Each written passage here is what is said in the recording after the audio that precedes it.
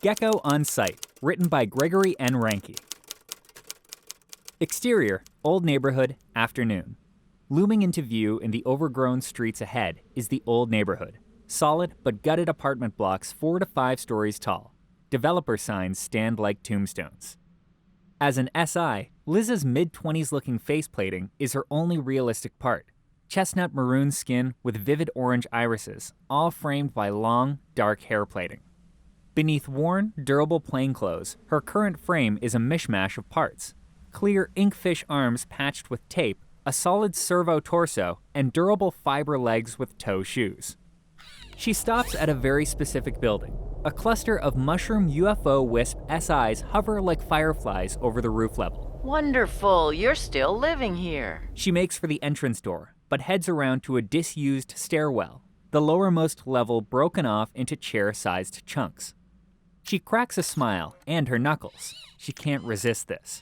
With her left palm on the remaining structure, she wraps her right hand's knuckles in a handful of spots. Satisfied, she steps backward, steadies herself. She leaps for the bottom, hands and feet gripping and pushing at this urban cliff face. She ascends a story, a second, a third, her face ever more joyful. Nothing to stop her climb. Who's the basket weaver out there? Her next handhold slips. She scrambles, and she drops a story, tumbling into a short tree. Looking up, a mostly red spherical soccer ball-sized SI, Umar, with a blue base peers out at her. Knuckle hopping onto the ledge, his display-like face shows illuminated emoticon-esque eyes and mouth. Umar? Liz, how you been? He rolls down the stairwell like a pinball. Liz hoists herself out of the branches. Umar extends a hearty handshake before half-hopping, half-knuckle-walking toward the building's front. Interior, old neighborhood, afternoon. Wisps hover at open window frames. Some turn to watch the returning SI duo. Any furnishings, carpet, or tiling is long gone from this floor. Containers and cartons form makeshift obstacle courses along each wall, all Umar scale. I was afraid no one was here. Nah, those signs have been up for years. We're still good. So anyone else home today? That Iraq bird's still around, but stay off the 3rd floor unless you want to get webbed. Tia's here. Little Yashi's busy. Someone hired him? Wish I could say, but no. They pass a window pane open to a courtyard, a garden converted into a vast sandpit. Crouched over it is a massive SI, a blocky 4-legged tarantula crossed with an excavator, Yashi 6'3".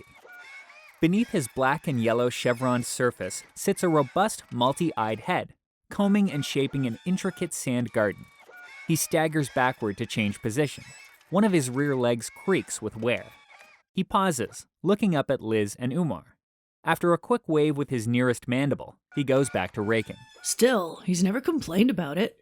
Next in sight is a cubic indoor tent made from green agricultural netting.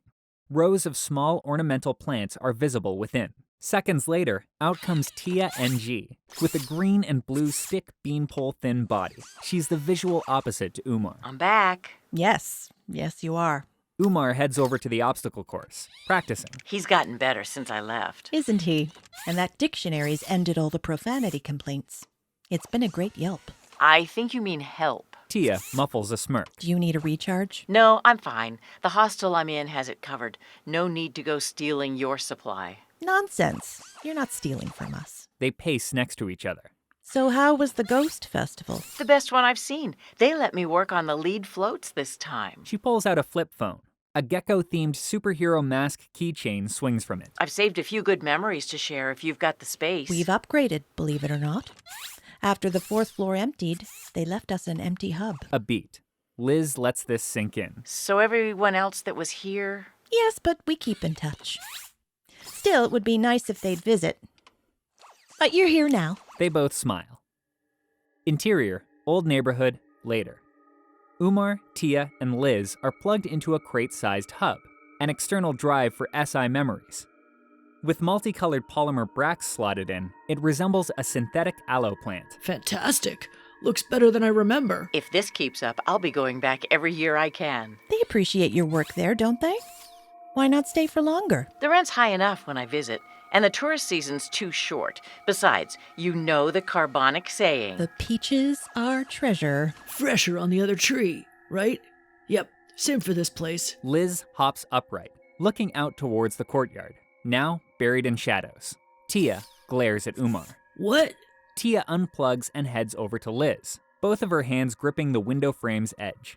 You shouldn't worry about us still here. We've gotten by before. And this isn't the first time we've moved out. But should any of you have to? Every time I come here, there's more of us gone. And on the way in, those signs.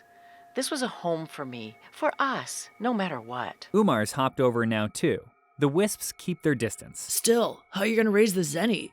Even renting a place this size will set you back a few thousand. Again, Tia glares back, this time elbowing him hard enough to send him rolling. All right. Positive thinking. Liz turns back to them. Yes, I'll brush up my CV and visit the agency tomorrow. With what I've done since last time I went there. She hops onto the ledge, goes hand over hand on the upper rail, then drops to the ground, all in rehearsed graceful ease. I'll dazzle 'em.